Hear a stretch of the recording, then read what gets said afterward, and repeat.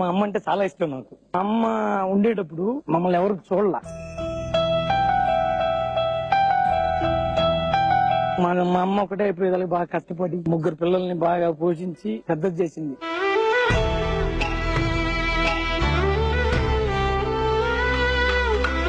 నేను ఈ స్టేజ్ లో ఉంటే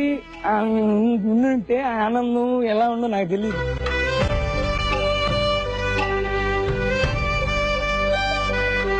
నేను ఫస్ట్ టైం మెడ్రాస్ వెళ్ళేటప్పుడు సిటీకి వెళ్తున్నానని చెప్పి షాప్ లో అప్పు చేసి ఒక 2 జతలు బట్టలు కొనిచ్చి తీసుకెళ్ళింది అనమాట. 150 రూపాయలు జీతం ఇచ్చేవాళ్ళు. సైకిల్ వేసుకుని వడపల్లి నుంచి టీ నగర్ దాకా పోయేసి వచ్చేవాడు. ఆ పేరు నిలబెట్టాలా అని చెప్పి ఎక్కడ ఏ పని అంటే ఆ పని కాదు, అట్లా ఈ పని నేను చేయకూడదు, ఏమన్నా కెమెరామెన్ ని అనేది లేకుండా అలా ఫీల్ అయ్యి పనిచేసి ఇప్పుడు ఈ స్టేజ్ లో గానీ జనాల్లో పచ్చామోదు ఆల్మోస్ట్ తెలుసుంటారు. అది సంపాదించుకున్నా మా మదర్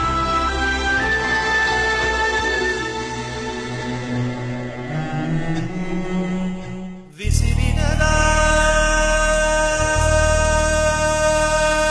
విధిగానం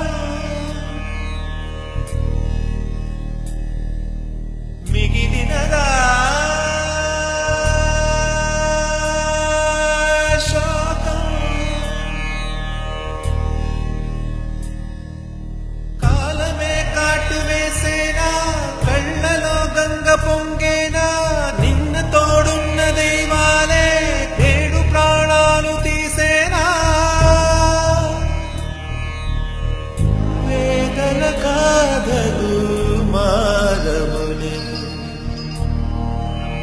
న్యాయ అవసరానికి ఉపయోగపడేది డబ్బు శాశ్వత అనేది కాదు. అవసరానికి దేవుడు అనేవాడు అవసరం ఎంత కావాలో అంత ఇస్తే చాలా బాగుంటది.